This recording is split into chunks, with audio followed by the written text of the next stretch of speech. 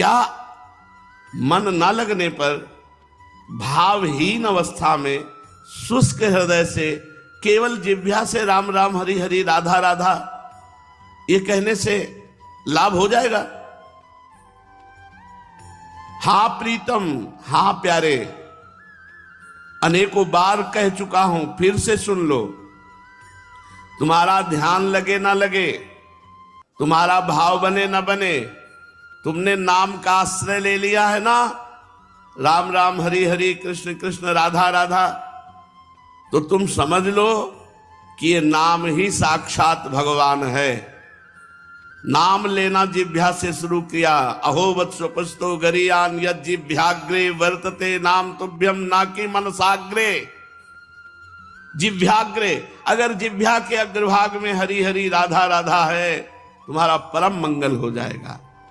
देख लेना, तुम्हारा मन एकाग्र नहीं है, तुम्हारा ध्यान ठीक नहीं है, तुम्हारे में भाव का उदय नहीं हुआ, लेकिन फिर भी ये नाम तुम्हें कल पीड़ित जीव जन्म मरण के बंधन से मुक्त कर देगा, तुम्हारी सारी कामनाएं पूर्ण कर देगा।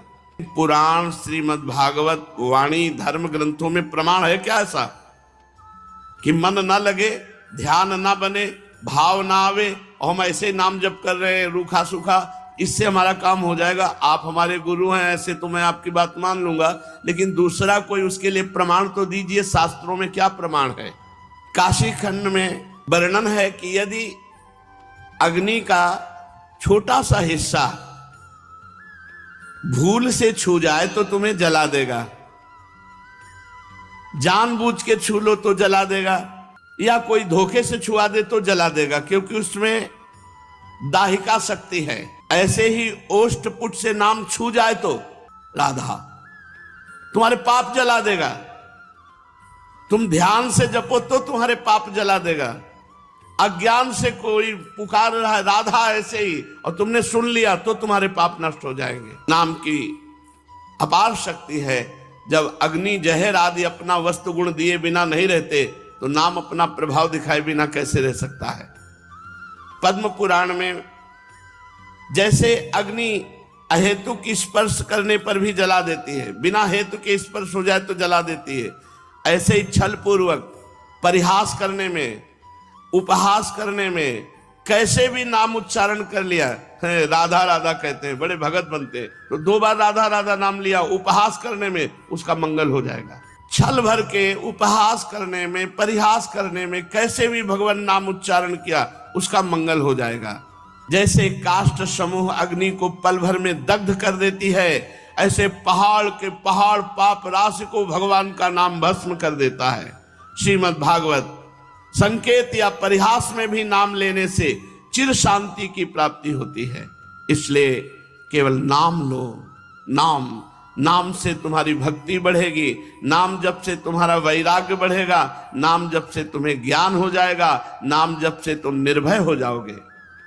स्कंद पुराण में लिखा है कि जिह्वा पर यदि नाम आ गया तो आप इतने पवित्र हो गए कि Kurukshetra seven, Kashi seven, Pushkar seven, बड़े बड़े तीर्थों का सेवन करने से जो पवित्रता आती है, वो घर बैठे तुम पवित्र हो गए, सब तीर्थों का फल मिल गया यदि तुम्हारी जिह्वा पे भगवान का नाम विराजमान है। भगवान नाम तुम ले सको तो बहुत उत्तम बात है। स्मृति रहे या ना रहे, भाव बने ना बने, इसकी चिंता मत करो, तुम केवल जिह्वा से नाम लेते रहो। श्री नारायण व्यूहस्तों में लिखा है, परिहास और उपहास से भी भगवान श्री हरि का नाम लेने से मानव कृतार्थ हो जाता है। केवल नाम उच्चारण से वो जगत बंदनी बन जाता है, जगत बंदनी बन जाता है। एक हिंसा करने वाला व्यक्ति जो राम नहीं कह सकता, वो मरा मरा कह करके जगत वंदनी बन गया। के पापों को नष्ट करने के लिए भगवान का श्री नाम वज्र के समान है। मानो पर्वत के समान पाप हैं और वज्र के समान भगवान का नाम। जे ही वज्र का प्रहार करे पर्वत धूल धूसरित हो जाता है, ऐसे ही नाम उच्चारण करते सब पाप नष्ट हो जाते हैं। नाम संकीर्तनम यस्य सर्व पाप प्रणाशनम। नाम का कीर्तन समस्त पापों का नाश कर देता है। देखो ना, पुत्र के हेतु से नारायण नाम उच्चारण किया तो अजामिल को मुक्ति का अधिकारी बना दिया नारायण नाम ने।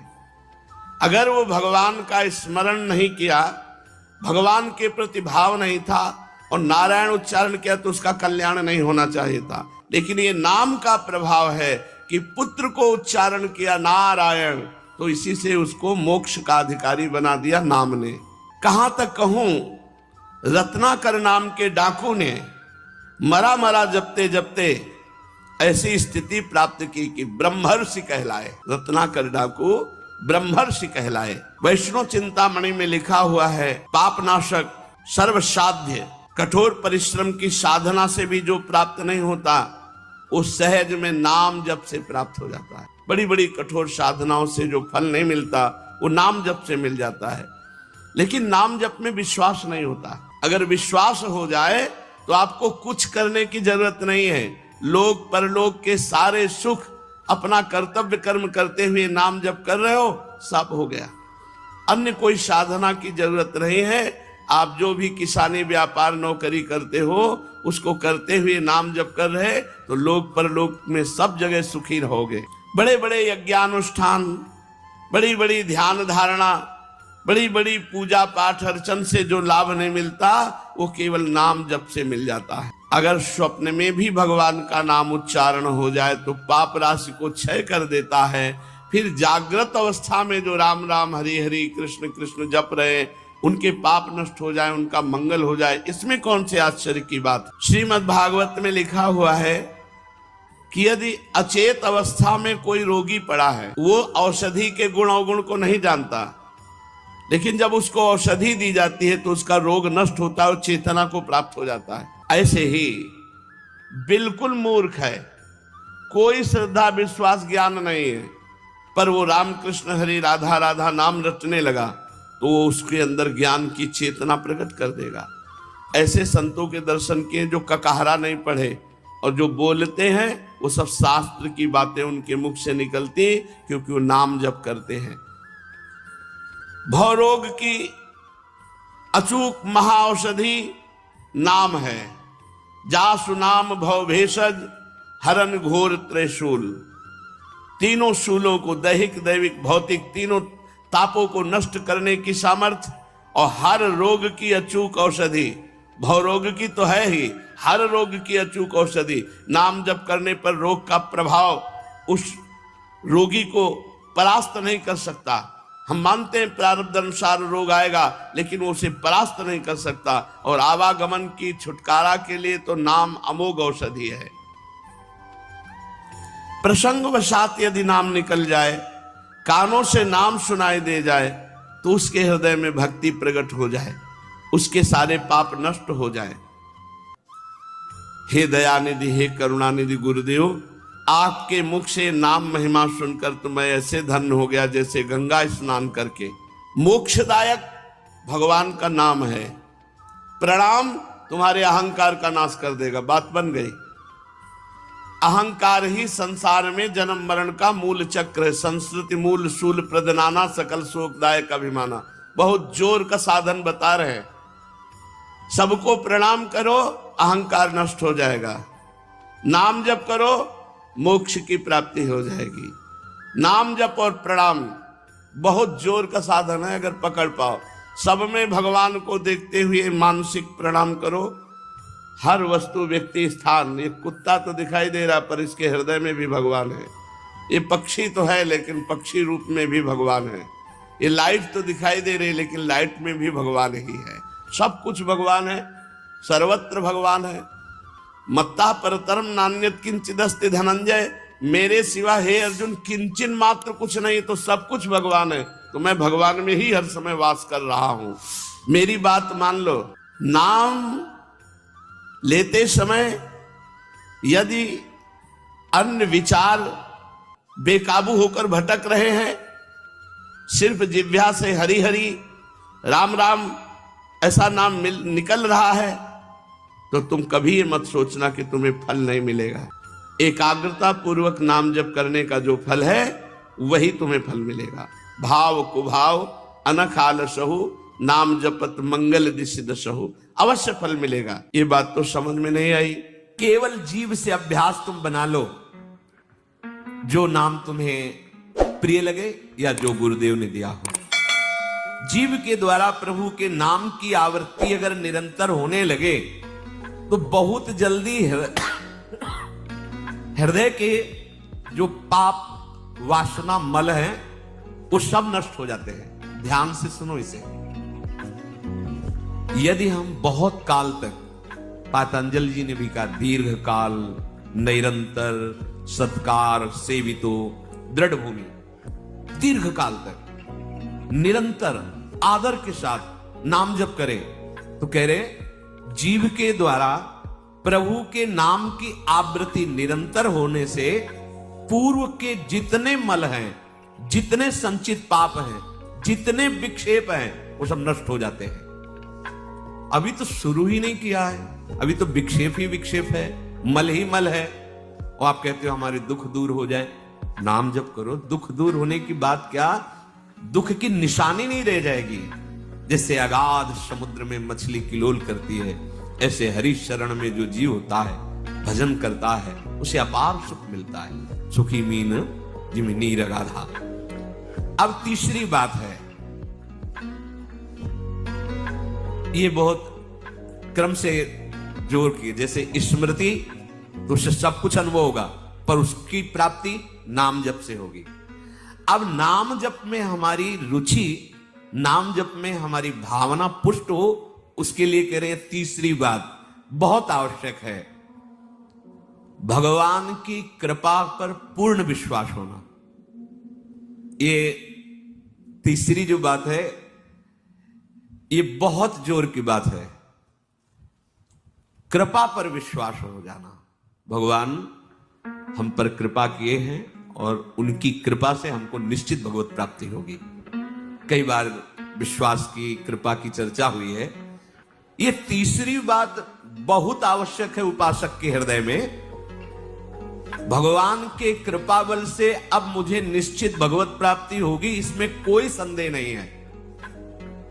देखो, पहली बात, स्मृति से सब कुछ प्राप्त हो जाएगा, पर बड़ा कठिन है, क्योंकि स्मृति तो हमारी जगत के भोगों की चल रही, संसार की, देह की। तो बोले नाम जप जो है वो आपकी स्मृति को जागृत कर देगा। जितना आप अधिक नाम जप करेंगे, आपके पाप सब नष्ट हो जाएंगे। तो नाम जप में भी बराबर तो हिम्मत नहीं पड़ रही। आध घंटा थोड़ा समय नाम जप, कोई साधु महात्मा एकांतवास करके 24 घंटे प्रयासरत, उनकी बात हो सकती है। हमें तो जब मिला समय तब भले नाम, अभी इतना अभ्यास नहीं। तो बोले निरंतर नाम जप और स्मृति दोनों को जागृत करने की सामर्थ्य तीसरी बात में है। भगवान की हम पर बहुत कृपा है। भागवत में भी एक जगह कहा है कि जो भगवान की कृपा का अनुभव करते हुए प्रारब्ध के अनुसार दुख सुख आता है, उसे भोग लेता है, शिकायत नहीं करता, तो उसमें विचलित नहीं होता है, और हर समय भगवान की कृपा का, हमारे ऊपर बहुत कृपा है, तत्यनुकंपा, ये श्लोक ऐसा है। उसे भगवत प्राप्ति ऐसे हो जाती है जैसे पिता की संपत्ति पर पुत्र का अधिकार स्वयं हो जाता है। ऐसे हर समय भगवान की कृपा का अनुभव करना बड़ी कृपा है हमारे ऊपर। जो दुख सुख आवे उसे सह लेता है, भगवत चिंतन, वो निश्चित भगवत प्राप्त हो जाता है।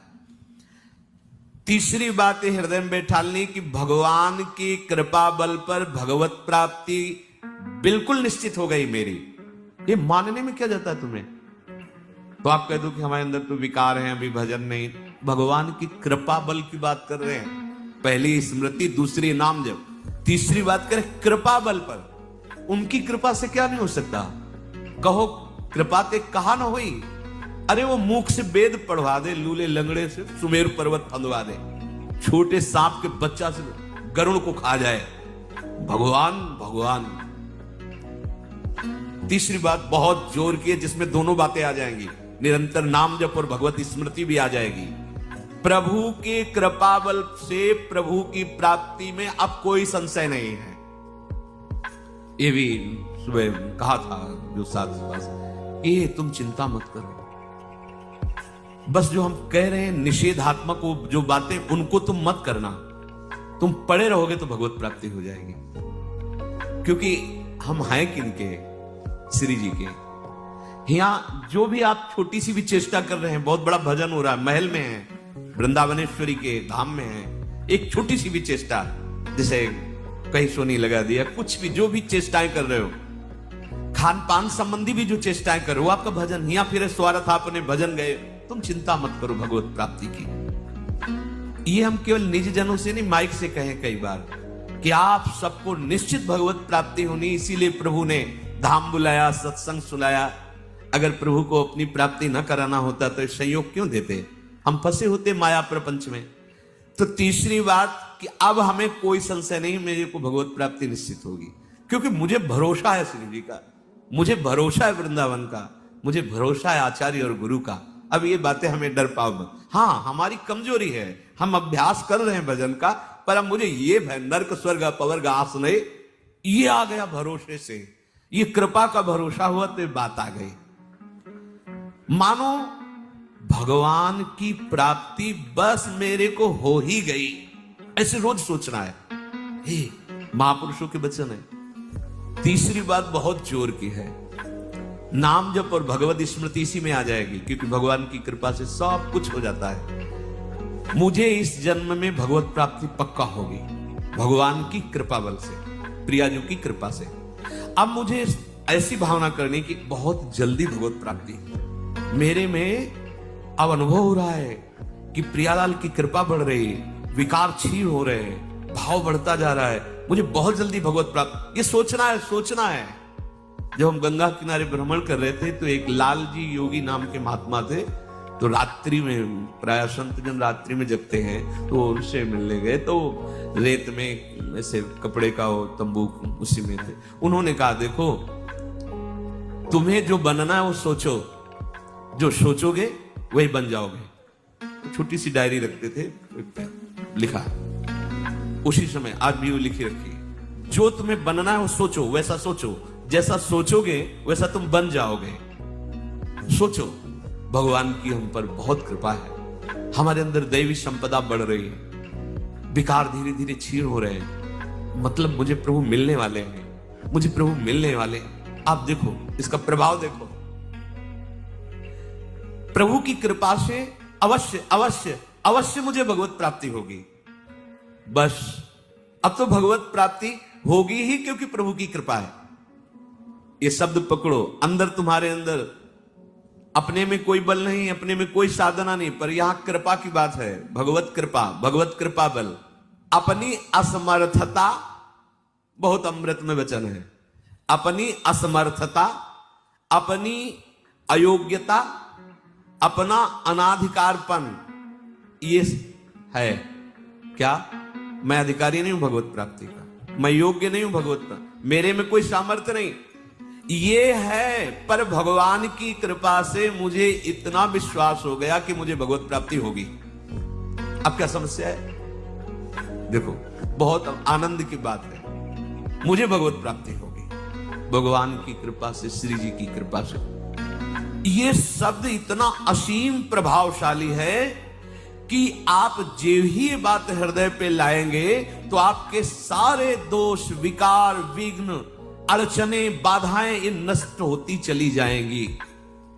ये देखो महापुरुषों के अनुभव होते हैं। मत चित्ता सर्व दुर्गाणि मत प्रसादात तरिष्यति, भगवान कह रहे मत चित्ता सर्व दुर्गाणि मत प्रसादात तरिष्यति। सारे के सारे विघ्न, सारे के सारे दोष, सारे की सारी भगवत प्राप्ति में जो अड़चने हैं वो भगवान की कृपा प्रसाद से नष्ट हो जाएंगी और मुझे भगवत प्राप्ति होगी।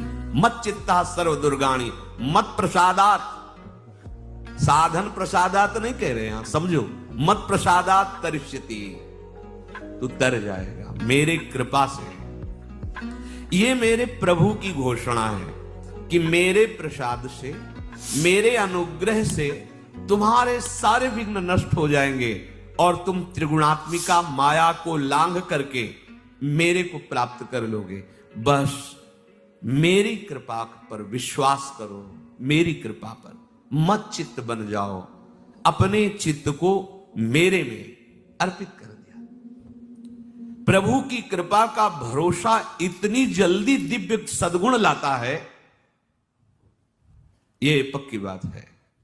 जो दिव्यता आती है भागवतिक, वो भगवत कृपा से आती है, और ये कृपा तभी अनुभव में आती है तो, पर अनुभव में तभी आती है जब ये बात आ जाती है कि मैं असमर्थ हूं, मैं अयोग्य हूं, मैं अनाधिकारी हूं।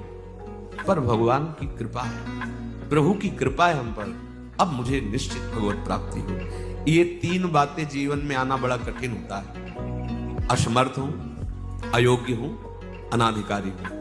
जब ये बात आ जाएगी ना, तो तृणादपि सुनी चेन अपने आप आ जाएगी, अपने आप पूरा सूत्र भागवती को उतर जाएगा, क्योंकि मैं अनाधिकारी हूं, मैं योग्य नहीं हूं। पर भगवान कृपा का ये है कि उनके नाम, उनके रूप, उनके धाम, उनकी लीला की तरफ ये हृदय जा रहा है, वो अपनी तरफ घसीट रहे, पर मैं अनाधिकारी हूं। इससे क्या होगा?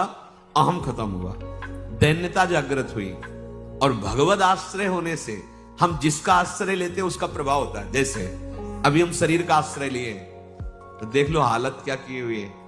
ये शरीर, ये संसार विषम कहा गया है। देखो कैसे हृदय की जलन, अशांति, भोग, वासनाएं, ये सब किसके आश्रय से?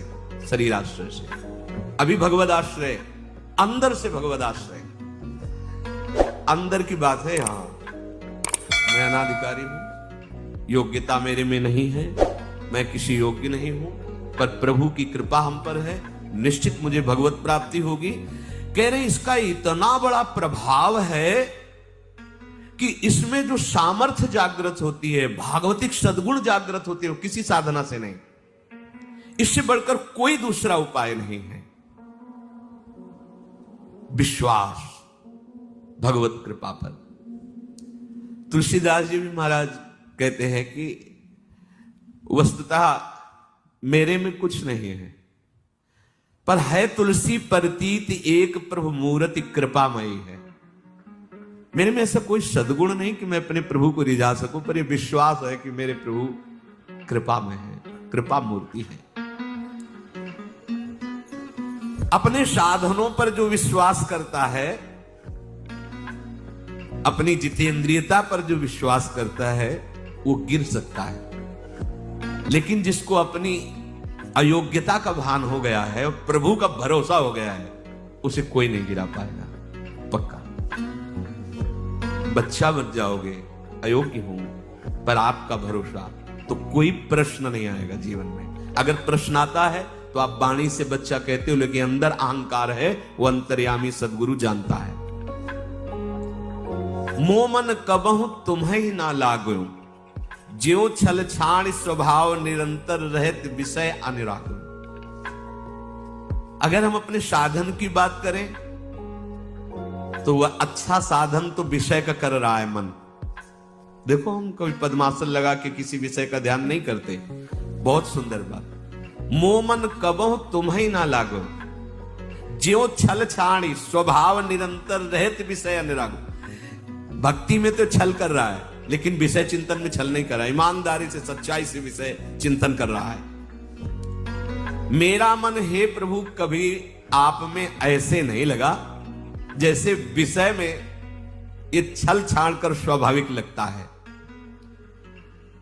विषय में कभी किसी को मन लगाना नहीं पड़ता है। देखो, विषय में कभी किसी को मन लगाना नहीं पड़ता, स्वाभाविक लगा रहता है, निरंतर लगा रहता है और अटल लगा रहता है। देखो, अटल का मतलब बस वो यही शब्द स्पर्श रूप रसगंध इन्हीं में घूमेगा। कभी वो हट करके ऐसे प्रभु में लगा जैसा विषयों में लगा है। ज्यों छल छाण स्वभाव निरंतर रहत विषय अनुराग्यो। मेरे मन की दशा, मेरे इंद्रियों की दशा आपके अनुकूल नहीं है प्रभु, ये विषय के अनुकूल है। पर प्रभु मेरे मन में एक विश्वास हो गया है कि आपकी मूर्ति कृपामयी है और जीव ने नाम की ओट ली है तुलसी प्रतीत एक प्रभु मूर्ति कृपामयी है और नाम की ओट जीव ने ले ली है। बस अब सब कुछ हो जाएगा। चौथी बात, प्रत्येक प्राणी में, संसार के प्रत्येक वस्तुओं में मेरे प्रभु समाये हुए हैं। यहां सिद्धावस्था आती है। ये तीन बातें बहुत जोर की। पहली भगवत स्मृति, इसी में सब कुछ हो जाता है, पर बड़ा कठिन है, इसलिए नाम जप जिह्वा के द्वारा, उसमें भी बहुत, कहां रोज नाम महिमा सुनते हैं, इतनी प्रीति कहां हो रही। बोले तीसरी बात पकड़ लो कि हम पर प्रभु की बहुत कृपा है और भगवत कृपा से मुझे इसी जन्म में मुझे भगवत प्राप्ति होगी। चौथी बात, ये बहुत ही आवश्यक है, क्योंकि अगर ये नहीं तो भजन करना कठिन, बचाना कठिन, पचाना कठिन। इससे भजन तुम्हारा पच जाएगा, तुम सिद्ध हो जाओगे। जैसे चावल सिद्ध हो जाता है तो कहीं भी दबाओ, उसमें कड़ापन नहीं रहता। ऐसे जो सिद्ध हो जाता है तो उसके हृदय में कठोरता नहीं रहती। प्रेम से द्रवित हृदय होता है। कठोर हृदय में ही काम, क्रोध, लोभ, मोह, मद मत्सर रहते हैं। शुष्क हृदय में, द्रवित हृदय में नहीं रहते। प्रत्येक प्राणी, संसार के प्रत्येक वस्तु में मेरे भगवान विराजमान है। कोई ऐसी जगह नहीं जहां भगवान ना हो। ये बैठालना है, हमें दिखाई दे रहा है, माइक है, दिखाई दे रहा है ये, लेकिन जब सृष्टि नहीं थी तो ये माइक नहीं था। जब सृष्टि नहीं रहेगी तो माइक नहीं रहेगा। बीच में माइक जो दिखा रहा है कौन? जो सृष्टि के पहले था, जो सृष्टि के बाद, वही बीच में भी मत्ता पर तरम नान्यत किंचिदस्त, किंचन मात्र, कुछ और नहीं, मेरे प्रभु बने हुए हैं। प्रहलाद जी की सिद्धावस्था यही तो हुई थी गुरुदेव नारद की कृपा से। सर्वत्र भगवान है, तो खंबे से भी नरसिंह भगवान, नामदेव जी कुत्ते से भगवान, श्वान में भी भगवान, भूत में भी भगवान। ये चौथी सिद्धावस्था है। उपासक को ये विचार हर समय रखना है कि हमारे सामने जो वस्तु है इस रूप में भगवान ही है, कुछ भी ऐसा नहीं, सब कुछ स्वयं भगवान बने हुए हैं। सच्ची बात है, वही बने हुए हैं। ये छुपा छुपी का खेल खेल रहे हैं, बस आपको पहचानना है। मैं फिर दोहरा के बात कहता हूं, आप इस बात को पकड़ लीजिए। आपके सामने कोई भी कार्य की वस्तु आए या व्यक्ति आए या दृश्य आए, आपको सबसे पहले उसमें भावना करनी है, मेरे प्रभु विराजमान। जैसे हरिवंश महाप्रभु क्रूर है, पापी है, दुष्ट है, संभाषण योग्य भी नहीं, पर उसके हृदय में राधा वल्लभ लाल हैं, भावना को, ये बहुत जल्दी काम बन जाने वाली बात है। मानो आप गृहस्थ में, आपका लड़का सामने आया, आपकी पत्नी सामने आए, आपके कोई मित्र सामने आए, आपको पहले याद करना है इनके हृदय में राधा वल्लभ लाल विराजमान। वस्तुता वही है पूरे, पर हमें पहली भावना करनी है। ये वृक्ष सामने, वृक्ष तो है, पर इस वृक्ष के अंदर प्रभु हैं। अगर प्रभु ना होते तो इसकी सत्ता ही नहीं है, प्रभु विराजमान है। अब मेरे इष्ट देव इसके हृदय में विराजमान है, पर मुझे जो स्वांग करने को मिला है, पिता का, पुत्र का, जो भी, बिल्कुल स्वांग वैसे ही करना है। अगर मालिक का स्वांग करना है तो हम नौकर से बर्ताव वैसे ही करेंगे, जैसे पुत्र से बर्ताव, पत्नी से बर्ताव, पर अंदर भाव देखना है, मेरे प्रभु इसके हृदय में विराजमान है, मुझे सेवा दी है। आपका यदि स्वांग सही निकला, देखो स्वांग सही निकलने का मतलब आप में ये कभी भाव नहीं आना चाहिए कि मैं पिता हूं। पिता का स्वांग कर रहा हूं, सामने आराध्य देव पुत्र के रूप में, तो डांटना भी वो पूजा हो जाएगी भगवान की। महाप्रभु चैतन्य देव जी के पिताश्री को स्वप्न में एक दिन